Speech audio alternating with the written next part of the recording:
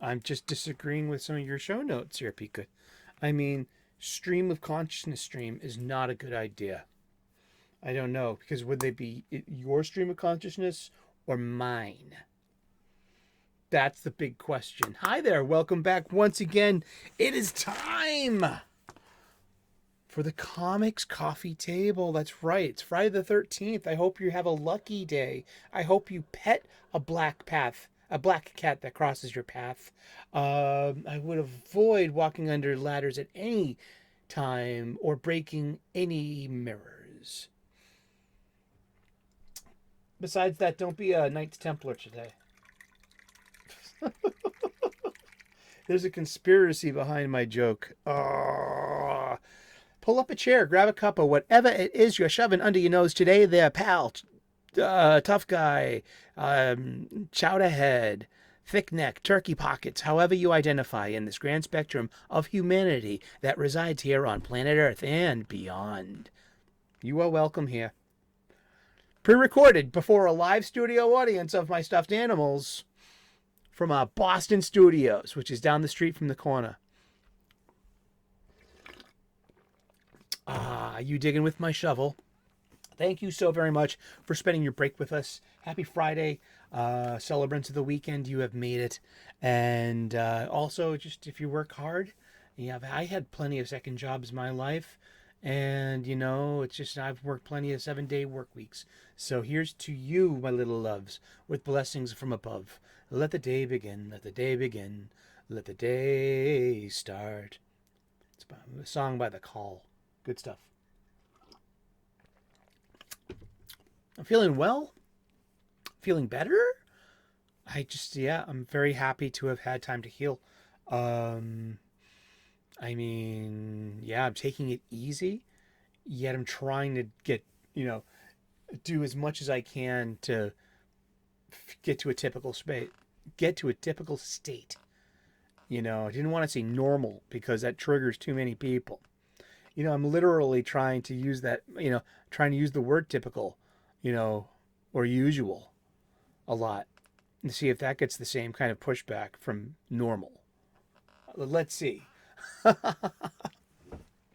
Indeed, we talk about comic books. We take a break together. We leave the real world's problems over there just for a few minutes in our busy day. We pull up a chair, we grab a cuppa, and we hang out and talk about our hobby, comic books. It's great. It's the coffee table for a few different reasons. We're going to get to that today. Where the coffee table was where my friends and I would hang out, catch up, break bread, shoot the breeze, and try to turn each other on to other shit. There was always a stack of books on the coffee table. There was always a stack of movies on the coffee table. I know it's the same ones, but don't worry. I change them up once. They're just, I'll change them up again. There's always a stack of games on the coffee table and a stack of music. These two aren't changing anytime soon. I'm just like, this is like all that's left. That's all that's left. 30 years of enjoying media. But the medium we talk about here is the comic book. We like comic books. I also like graphic novels and trade paperbacks. Don't get me wrong. I prefer the floppy. I don't see floppy as a negative term. I'm not going to accept that. I don't have to agree to that. Or you might have to have some really good argument. You know what I mean? Do you have the ability to change my mind about the usage of that term? Let's see if you do. Mention it in the comments or the chat. Let's allez, les bons temps roulés, n'est-ce pas? Mais oui. All right. Also, Coffee Table has a second connotation because last year, firstly, we usually rebox, reboard, and rebag my entire collection. I just had surgery last week and I'm under my doctor's care, so to following his orders to the T. I'm not going to lift anything over 10 pounds for the first 2 weeks. That includes my long and short boxes of comic books. Seriously, those things can get heavy pretty quickly. No, well, over time, literally. I mean, Yet a full long box weighs about 50 pounds, 50. And that's no joke. And it gets heavier the older we get. So a lot of this show is revolving around just hitting the refresh button on my supplies and moving from long boxes into short boxes because, you know, technically they're lighter. They are. I mean, a full short box it could be about 30 pounds because they all have like, or mostly all of them have backing boards and, you know, a new bag. So it's like, yeah. So, you know, still that's a lot of weight and I can't do that right now. So I'm reaching for something that's already upright. My spinner rack. So the show for the next week or so is going to be a mix of the old and a mix of and the bold. The old that sounds like a good the old and the bold. Super Earth 2 Superman and Earth 31 one-armed Ollie. How's that? Aw, yay! Multiverse Tales. The hopeful and the bitter. You know, aw. I'm just creasing his flute, dude. And I read what he writes down in these copious amounts of show notes. We're going to finish up our X-Men talk and finish up the week with that. These are literally from my spinner rack. I got these in with all those classic X-Men issues from the 80s that like we just shared for the past couple of days. These are the most recent. The most recent of recent X-Men floppies that I've purchased was just a few months ago for $3.99. X-Men number 22. I believe this must have been. Did I just read X-Men 27? Was that it? Was that what was new this week? I mean, that was last week. I think it was 20. It could have been 27. Yeah. It's true. I hope you're doing awesome. Oh yeah, and then I packaged that with, hey, X-Men 1. So this volume, this is a different volume than this volume. So this has its own issue 1. So they were, you know, but this was a ring in the tree trunk. I swear, 2019 was a really interesting time to be an X-Men fan. And like I just been talking, I want to buy X-Men books. I am. Right now, I'm reading something called X-Men Days of Future Past, Doomsday, written by Mark Guggenheim. It has a penciler and an inker, and it's just like 0.1 issues. They're just put in between. This is the tale told of how we got to Kate Pryde's future, to Rachel Summers' future. You know, X-Men 141 and 142. This is how it happened. And it's remarkably, I feel free of messaging when something like that could be wicked preachy. In the days of preachy kind of writers and attitudes, Guggenheim, that's why I like Guggenheim, even writing Star Wars stories, because he's consistent. He can tell an in-universe story, entertaining, with character voices, and he can 23 skidoo you that, while while doing anything he wants.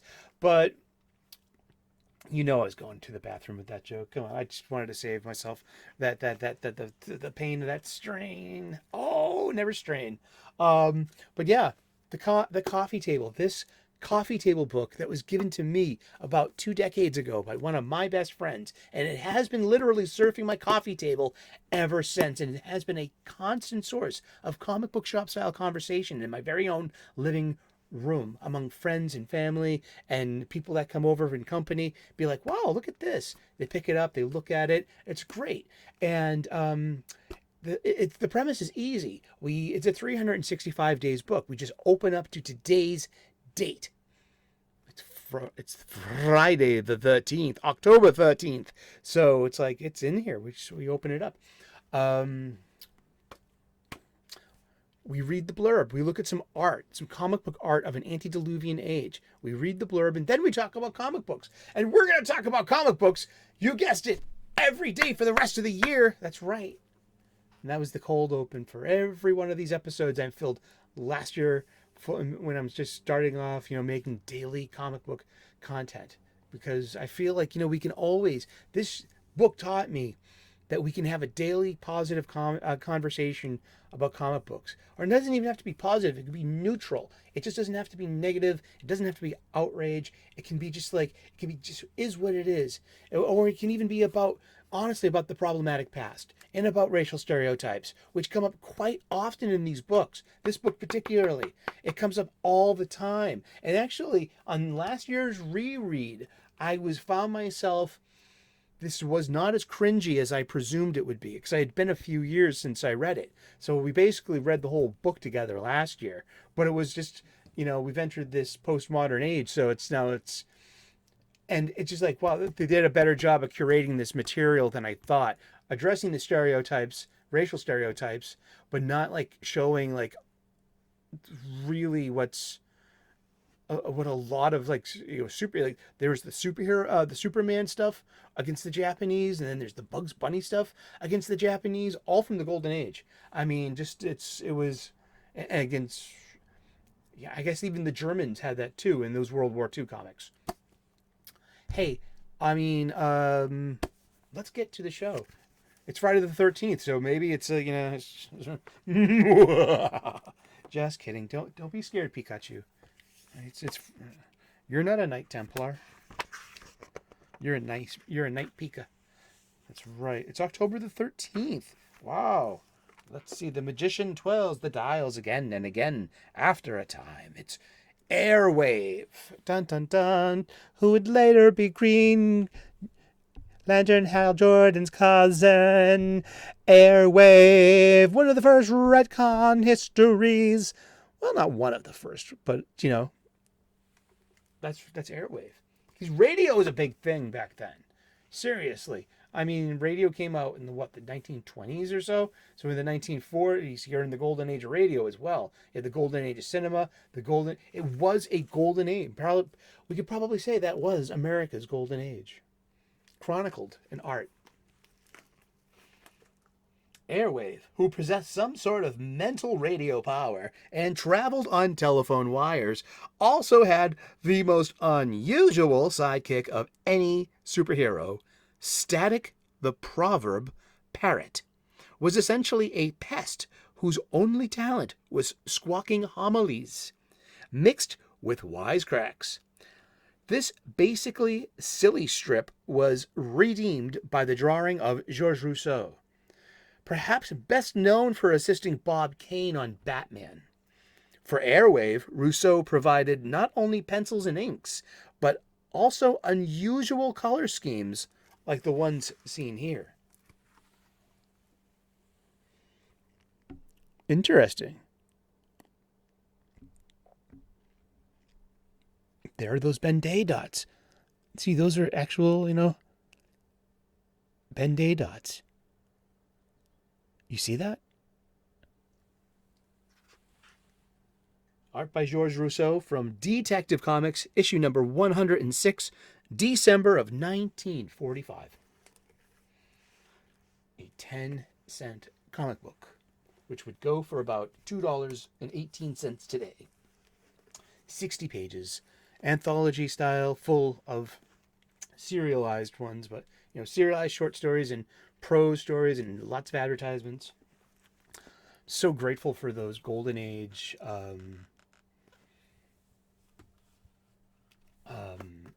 facsimile issues I got. I got Whiz Comics. I got Tech 37. Dude, I should go back and get Action 1 and Tech 27 when they're available.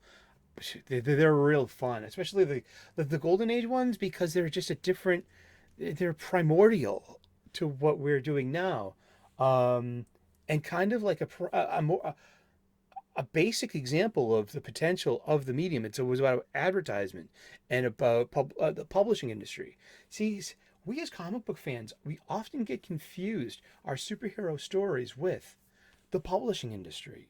And I'm a big fan of the publishing industry. I almost entered the publishing industry. Sophomore year in high school, I went to an all-boys Catholic high school in Boston. That's okay, don't worry. all we did was date girls from the all girls Catholic schools in Boston. It was because our friendships transcended neighborhoods. We had to travel to hang out with with the people that we liked. That was pretty cool. That we weren't just we had friendships without borders. We had the borders being your neighborhoods. I mean, and here in Boston, we respect our neighborhoods. South Boston, Dorchester, bunch of dot rats. Charlestown, bunch of townies. There's no such thing as a Southie. You're from Southie. You're not a Southie. I mean, that'll get you punched in the throat. You can get clobbered for saying something like that to someone authentic.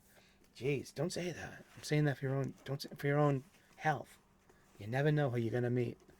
I'm from P Street. I'm not from P Street. But yeah, that's Airwave, who was retconned later to be a cousin of Silver Age hero Hal Jordan. And that's the golden age of DC Comics. The golden age ran between 1938 and 1955. The silver age between 1970 and from 1956 until 1970. That was the silver age. And then the bronze age started in 1970 and ended in 1984. I'm a bronze age baby myself. There was the copper age, which began in 1984 and ended in 1993. So we have a very short age called the copper age. And then we've been in some modern age of comics for the past 30 years. Agree or disagree with that terminology? Know that it's based from the Overstreet Comic Book Price Guide's glossary. So practically it's an industry standard. I might not agree with the modern age, stuff in the. I would extend the copper age a little bit more, and then have two other ages in there. That's just me, and I'd like to contribute to that conversation too. And so, I mean, that's good comic book shop style conversation. I mean, technically, there's an atom age between 1945 and 1955. Most people ignore that, and that's just the late golden age. What was before the golden age? It was called the platinum age, and before that there was the Victorian age and the pioneer age.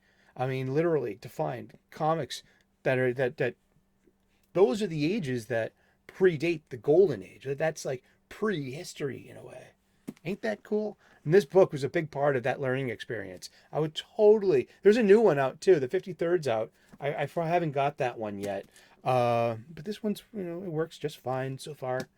Maybe I'll just hold off until next year. And you can get a copy at your LCS. It's great. I also got this one too, the Guide to Grading Comics. This is again, I mean, this will help you be a better back issue shopper. It points out all the dings. We look at my old funny books all the time. All we see are dings. This, that, the other thing. And therefore, reducing the value. The highest value that they have listed in this book is 9.2, and that's really good. And anything above that, I think needs to be slabbed or something, or just certified, or whatnot, or just like you have to go in there with a monocle and a microscope and and some tweezers and some, I don't know if gloves are appropriate or not. Yeah, but no direct sunlight or something. Yeah, these books become vampires. They was indeed. Let's get to the X-Men. Though, let's wrap up our series on the X-Men. So I'm always talking about floppies, but of course I have a few trade paperbacks to pretty much fill in the blanks of those same years of loose comics that we've been seeing for the past couple of days from 1981, the fall of 1981's Columbia Bike Ad, from a few years later, just 2 years later after that, and then 2 years later after that, just a slice of 1981 through 1985. And just a wonderful time to be an X-Men fan. I got the Dark Phoenix saga. This collects classics X-Men numbers 129 through 137, written by Chris Claremont and illustrated by John Byrne. And Welcome, Kitty Pride. Remember the same kind of scene right here happening in Extinction Agenda between a teenage Storm and Jean Grey. Just like, yeah. So this is the Wolverine versus the Hellfire Club, and just the teenage Kitty Pride, just finding herself in this situation and being part of this, being part of the solution. Yeah, and there's your, this is a good collection. This really is. Includes the cover art like that. Just this wonderful John Byrne art. And look at those, the panels, the pacing. I mean, it's good stuff. And then comes Jean going dark in Dark Phoenix and to feed the hunger. And then her regret for being part of like the host to such a destructive spirit. And then on the blue side of the moon,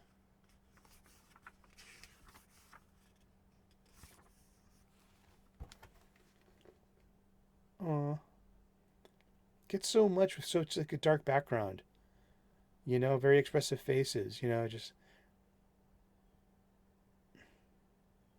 But we all know from a retcon that wasn't really Jean.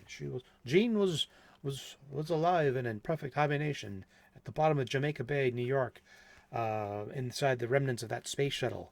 The Phoenix Force had simply kind of like cloned a body out of just the quintessence of the cosmos. Yeah, something like that, I guess. I don't know. Space magic. And this one here, okay, Extreme X-Men, Extreme! Because this came out, this is a story written by Chris Claremont around the time that the second X-Men movie came out. And it was meant as a direct sequel to something special and fabulous and really, really deep. And I really wish I had a copy of the original 1982 Marvel graphic novel number 5 for $5.95. This was always on the shelf at the comic book store, and I always would thumb through it. I was quite familiar with this story. I just $5.95 cover price. I couldn't afford that. I was buying set. I was lucky I could like walk out with like, if I had yesterday's change, that was like $2.25. That would get me 3 Funnybooks, right? Exactly. The world of pocket change to a child. But this is X-Men God Loves, Man Kills by Chris Claremont. Illustrated by Brad Anderson.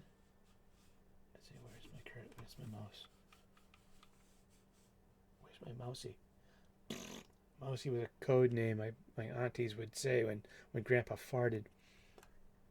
Yeah, because that's the smell. If you smell a mousey, you smell that? Did you fart? Oh no, it must be a. Yeah, no. Illustrated by Brent Anderson. Yeah, and the book served as a primary inspiration for the 20th Century Fox film X2. That was the second X-Men film from the year 2000. Like Hugh Jackman, that Patrick Stewart. Those. I like all of those X-Men movies. I am very forgiving of those X-Men movies. It is a hodgepodge of canon, characters, outfits, expectations, disappointments, and overall pretty darn good special effects and stunts. I mean, I even like the Wolverine Origins movie with Sabretooth, non-Sabretooth and non-Deadpool. Liev Schreiber was Victor. He was not Sabretooth. Ryan was never Deadpool. He was Wade. But that's... I know, huh? According to... I'm going to read this from the wiki. We're going to talk just real quick about God Loves, Man Kills, because it's important. It was released in 1981. But what, I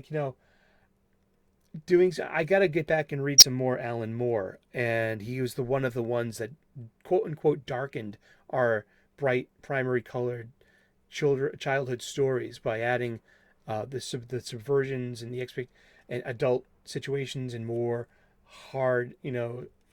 If you know Watchmen, you know what I'm talking about. Or before that, but about 1981, he did Marvel Man over in England, and he's the one that he started darkening the superheroes there. So people in the know, and especially in the comics world, knew Marvel Man and what was up over in England with that, and just these horrific stories with this detailed art, and just like, oh wow, you did that to a poor superhero.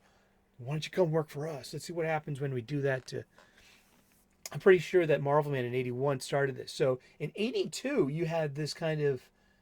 It was initially conceived as a non-canonical story, and the first draft of the script called for the death of Magneto, and which was illustrated by Neil Adams before his departure from the project. Imagine if Neil Adams drew. It would have had a different feel. It was published in 1982, and for years the canonical status of God Loves Man Kills existed in a state of flux. And it was not officially considered canon until 2003, when the second X-Men film, borrowed heavily from it, was released in theaters, and a sequel series, God Loves Man Kills 2, was published in Extreme X-Men numbers 25 through 30. Later volumes of the Essential X-Men trade paperback, this issue is placed in between, like canonically, I guess, in timeline, between Uncanny X-Men 167 and 168. This is due to Cyclops' involvement in the story. Cyclops left the team after number 167, and for the presence of the time-displaced aging of Illyana Rasputin. This is hardcore, and it got dark. It dropped the N-bomb. This is Kitty Pryde dropping the N-bomb and all the problematics involved with it 40 years later. I mean, dude, comics. Yeah, so I would love to get some kind of reader decent copy of Marvel graphic novel number 5. I would.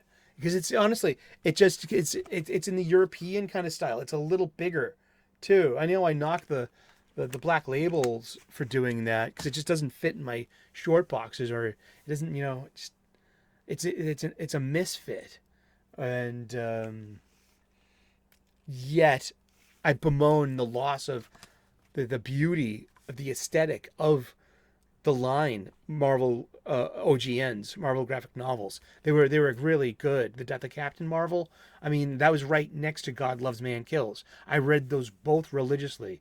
I never bought them. They were too expensive. Yet I know those stories intimately. And this was an X-Men story, and such a hardcore X-Men story for a little kid to be reading, an 11, 12-year-old, or shouldn't, yes, an 11, well, perhaps. I mean, I'm not here to tell you how to raise your kid, no. But those are the 2 trade paperbacks that exist on my spinner rack. I would prefer the floppies, and I would make a transition. I would put these in in the short boxes if I can transition to one, the issues 129 through 137. That's a complete run and probably a bit too pricey for me. You know what I mean? I'm not that kind of collector.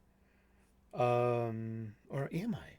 We'll see. You never know what you buy until you're offered. You can be like, oh wow, you want all this for $50? Okay. I've done that before with the Shadow. I came across a sweet deal, and it was just like, oh, I couldn't help but pull the trigger. It was like, yeah. So, and it's interesting. We were talking about it yesterday, that my sweet spot and wheelhouse of Uncanny X-Men are basically from 1980 to 1988, where my interest kind of falls away. And so I missed. This is when I took my first break from being an X-Men fan.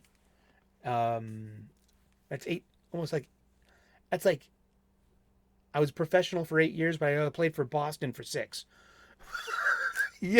Something like that. That's how I see it. And there was something just I wasn't into. It was Fall of X. I kind of fell away, and so I missed out on the Siege Perilous, which I think is a very important part of the X-Men canon and lore. Everyone's going to argue and split hairs over which matters because there've been so many. So I missed out on as Fall of X. I missed out on Dallas, on Sydney, on the Australian Outback rather, and the Siege Perilous, which is beautifully convoluted. It's, these are X-Men stories. They can be beautifully convoluted, and I got this, in, in the dollar bin because it's a foil cover, and it's a nostalgic from 1993, the 2099 line, X-Men #1. Pretty interesting. Hey, look, football cards. We got any video game ads? No, but we got Stridex. Fight those zits with Oxy zits. These are such in this image style too. I love it. This early 90s style. Oh man. I didn't buy a lot of these, but I just eat them up in hindsight. I couldn't, it's kind of like, it's like Mugatu in Zoolander. Oh, yeah, I couldn't be bothered, but now that you're retired, I want you. He's talking to Zoolander. Yeah, not many, I don't see any video game ads in here. Video game ad. Had to be said. All right, so I did take a break from the X-Men, and I came back twice. Hardcore in that time. After 88, after Fall of X. I mean, not Fall of X, Fall of the Mutants, and Siege Perilous. I come back for the Extinction Agenda, and I was buying these magnificently drawn comic books by who would end up being Jim Lee and Robert Liefeld, or is it Liefeld? Let me know. I can never get it. Is it Miller or is it Marlar? Potato, please. Yeah, I mean, Extinction Agenda. That brought me back for 9 issues. I was in love with Jim Lee's. He had this anime quality to his mechs and his faces. They were just beautiful. I mean, just like, what a great time to catch on to Jim Lee when he was Ascendant. And Rob Liefeld when he was Ascendant. Wow. It was truly a great honor to be an X-Men fan. I had no idea what was going on. I did not know why Storm was a teenager. What happened to Havoc. He doesn't, what even Genosha was. It was just so easy to open that book up and boom. It just fills you full of expository language to catch you up quick. And some of the artwork wasn't that great either, I remember. I don't want to, I'm not dissing on the artist. I mean, but, if you look back, I mean, 2 of the 3 were legends. Lee and Liefeld, or Liefeld. Maybe it's Liefeld, so he doesn't be, I don't know. I don't want to lean into any kind of, cut it out, Eric. And then I came back for Age of Apocalypse, which was great. It was butterfly effect stuff. And the X-Men. And just like, what if Charles Xavier was killed in the past? And then we have this new reality. And I love the reveal of Wolverine's stump. That was like one of my favorite parts of the entire thing. And then like, just this really Mad Max take on everything. And, but the following event, which came right after, now we're getting events after events after events. Now we have the summer annual events going on too. I'm also like, it's in mid-90s. I'm about 21, 22, 23 years old. I'm doing different things. Have my first living girlfriend kind of thing. I just moved out of home. So I really don't have that many comic books with me at that time. And yeah, that's and I came back for Onslaught. No, yeah, I came back for Age of Apocalypse for a lot of it because it was wonderful. I really liked Magneto and Rogue having a relationship. That was fun. I mean, that's just that was, and also like Magneto, his role in that world, and just like all the bad guys and the Four Horsemen. That was just some original Age of Apocalypse is great, and but then Onslaught was just a bit too much. And then like so I was off the boat with that one, and yeah, and then I took a big break from comics all along, and so for about 4 years or more or so, I come back in 2000 with the X-Men, with Grant Morrison's new X-Men, asking the guy at Million Year Picnic, the oldest comic book shop in Massachusetts and in New England. It's in Harvard Square, Cambridge. I said, which is the X-Men flagship title? He's like, this one.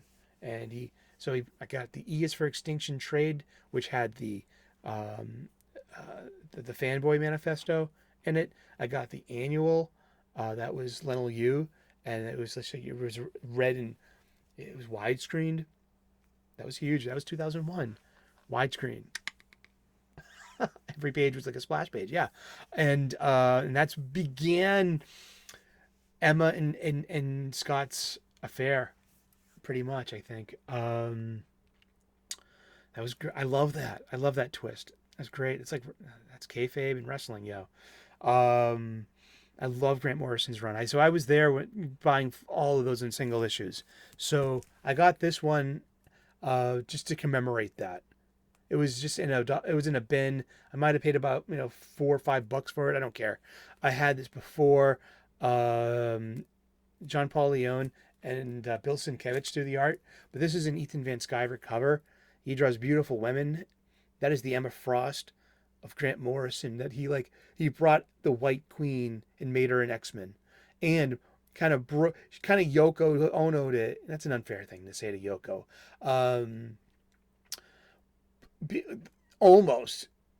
It's breaking up the Summers marriage. Were they married?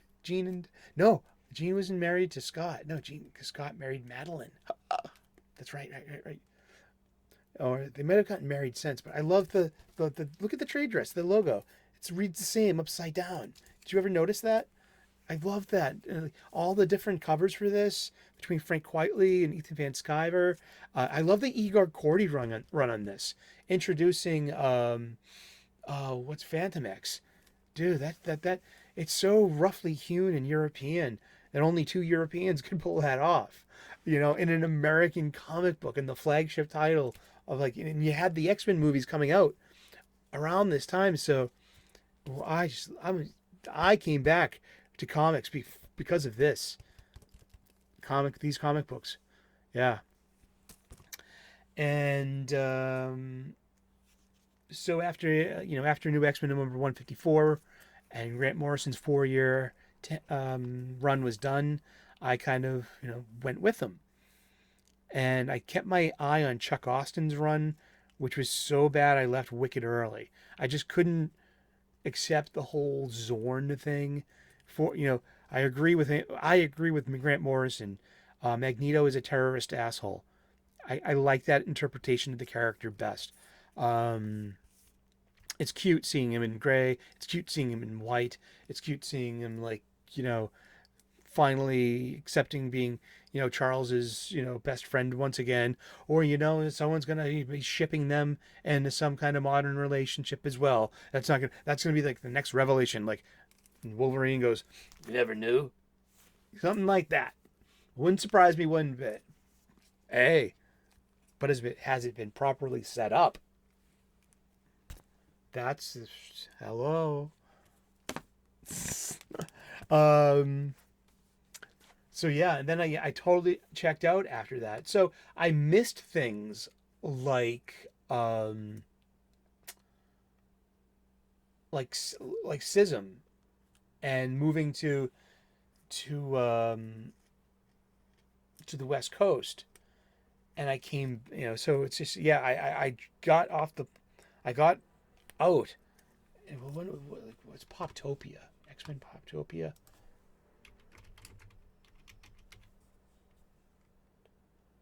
Poptopia. Poptopia was yeah, Uncanny X-Men. They had great covers. I was always wanted to pick them up, off the they were just Uncanny X-Men. Yeah, the 300s and 400s. I was nowhere near this book. I got no clue what's going on. Wow, that was what was going on at the same time as New X-Men, the Poptopia. Wow, that's why I remember the covers then, because I was always like, no, I'm gonna get New X-Men, not Uncanny. Interesting, yeah, because those Poptopia covers like popped off the shelves at me, seriously. So yeah, I was paying attention to one major X-Men story and not the other ones that were going on at the time. Maybe I only have room for like one really good X-Men title, and I think all of the rest are cute. Well, Wolverine number 38 was good. I am reading lots of new X-Men comics, like every week or so, in the pirate chest. And then 2019 comes. So so we already saw that I had Wolverine and the X-Men, and that was 2010. Wolverine and the X-Men comic. The Chris Bachalo, yeah, Jason Aaron, Chris Bachalo, and that was 2010, between 2011 and 2015, and yeah, so I was there for that 14 issues straight. That was 14 Wednesdays of Wolverine and the X-Men with some Avengers versus X-Men crossover goodness. So that was like my last touchstone. It was after the Schism, but before the all new, all different. I got a couple of issues of those too, specifically for the Fraser Irving art. He was paired up with Bendis. It was kind of interesting, and Ilyana Rasputin was one of the main characters. Let's see. So yeah, and that was 2012ish, 2013, and then I kind of check out for a while. I don't even know. I'm not even. I barely know what Necrotia is. You know what I mean? And that came right before the Wolverine and the X-Men, and just like there's so many character moments, there's so much continuity in lore that I'm just downright ignorant of. And so yeah, there were so many stories that I don't know about. Then came 2019 and gave us hope to come in from the rain and sit by the fire and listen to a nice story as we eat our bowl of stew to warm our bones. A little escapism from our daily grind. Wow. Yeah, and this was the last issue of X-Men I bought with my money. It's perfectly fine. I mean, it's yeah, why not? I love comic books, and I want to buy X-Men comic books. I really do. And but how to stay in love with the X-Men? I don't know. Have the sense to know when to give it their space. And you can always check in, be like, okay, be waxing and waning, like the planets do in epigee and perigee. That's just celestial mechanics, not me. Or it could be all of us, specifically, on the on the quantum and atomic structure level, of course. Entangled with you. Ah, indeed. Well, you have a wonderful day. Thank you so much for hanging out on your Friday for a couple of minutes and having your coffee break with us. And we just how I stayed in love with the X-Men. I give her her space. She's free. She has freedom to do anything and to be and say anything she wants. But once in a while, she loves me too. And sometimes I'll look over and I'll see her on the pillow next to mine, because that's how we fell asleep last night. I am Cal Romantique. Thank you so much for being a comic book fan, for tuning in. Please like and subscribe. I would love to earn your subscription. We make daily content here, doing double duty all month of October with the 31 days of Halloween. We do a horror movie a day all month long celebrating Halloween. Focus and emphasis this year on 70s and 80s style slasher movies. It's Friday the 13th, so 6 o'clock tonight I'm doing Friday the 13th, the 2009 remake. Found it interesting. I have things to say. And I had never seen it before. Great. So if you're into horror movies, check in a little later tonight.